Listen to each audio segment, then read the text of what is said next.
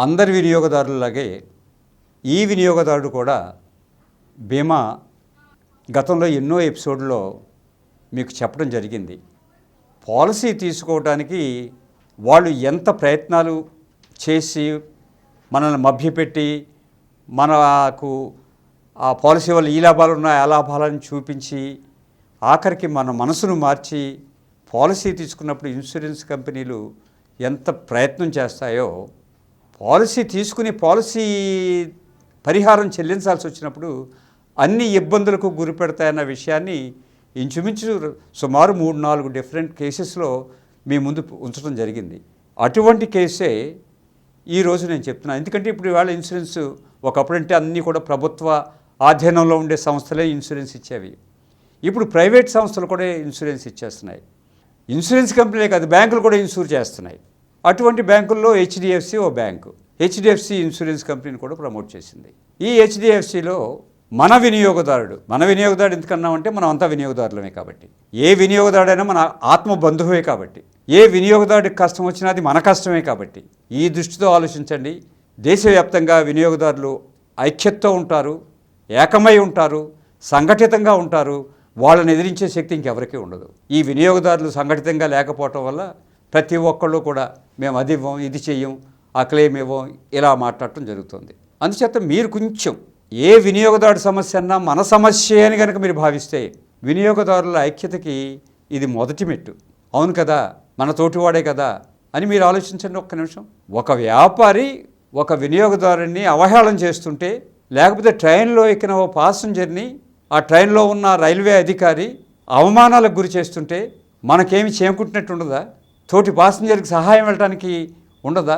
ఆ ఆలోచన ఎప్పుడు వస్తుందంటే అతను కూడా వినియోగదారుడే అనే గుర్తింపు మీలో ఉంటే తప్పనిసరిగా అక్కడ జరుగుతున్న ఆ సంఘటన మీద మీరు రియాక్ట్ అవుతారు, వినియోగదారుడు పక్కన చేరతారు, వినియోగదారుడికి మద్దతుగా నిలుస్తారు. అవతల వాడు కొంచెం వెనక్కి తగ్గుతాడు. ఎందుకంటే అక్కడ అతను ఒక్కడే కాదు, మీరు కూడా ఉన్నారు. ఇది వినియోగదారుల ఐక్యతకి ముఖ్యమైన లాభం. ఇది రేపొద్దున అదే పరిస్థితి మీకు రావచ్చు.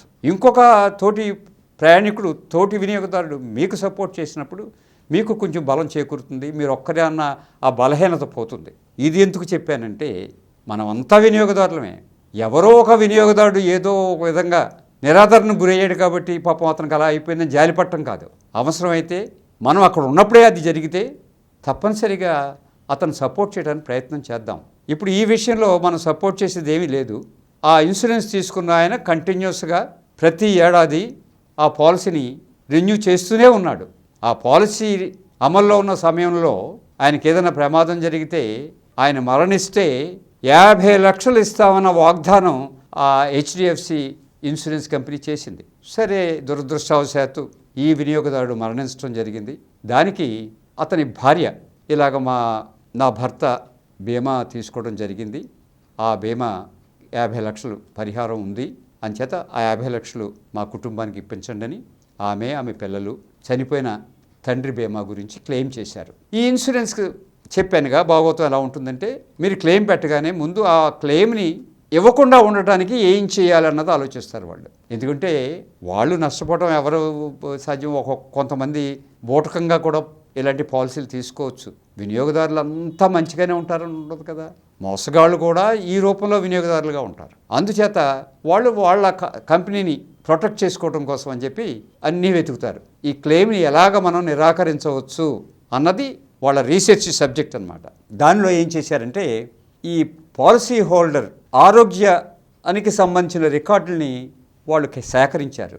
సేకరిస్తే వాళ్ళకి అర్థమైంది ఏంటంటే, ఇతను డయాబెటీస్తో బాధపడుతున్నాడు అని. డయాబెటీస్తో బాధపడుతున్న వాడు దొరికింది వాళ్ళకు ఒక అంశం.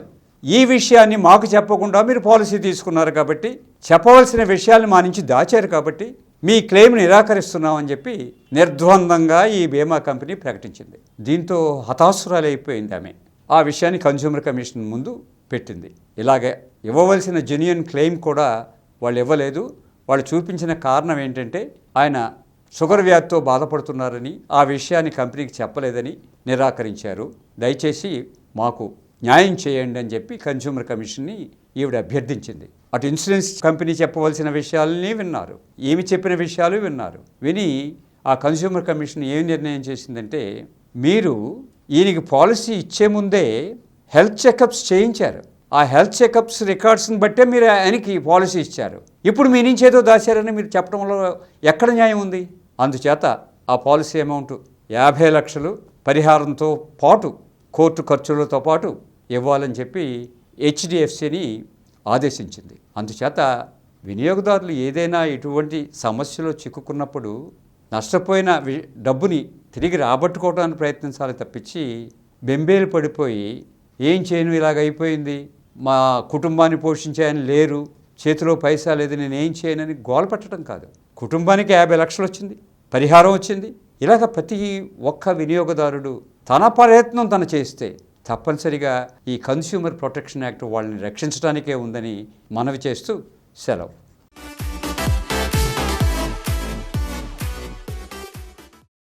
ఈ కార్యక్రమం మీకు ఎంతో నచ్చింది కదా. ఇటువంటి మరిన్ని వీడియోల కోసం అనతి కాలంలోనే 20 కోట్ల వ్యూస్ సాధించిన డాక్టర్ సమరం మల్టీ ఛానల్ నెట్వర్క్ సమర్పించు గోరా వినియోగి ఛానల్కు సబ్స్క్రైబ్ చేయండి, లైక్ చేయండి, మీ ఫ్రెండ్స్కి షేర్ చేయండి. అలాగే ప్రక్కనున్న గంట సింబల్ని ప్రెస్ చేయడం మర్చిపోకండి. Please download Samaram Channels app from Google Play Store and watch your favorite channels. Click the bell icon and subscribe to the channels.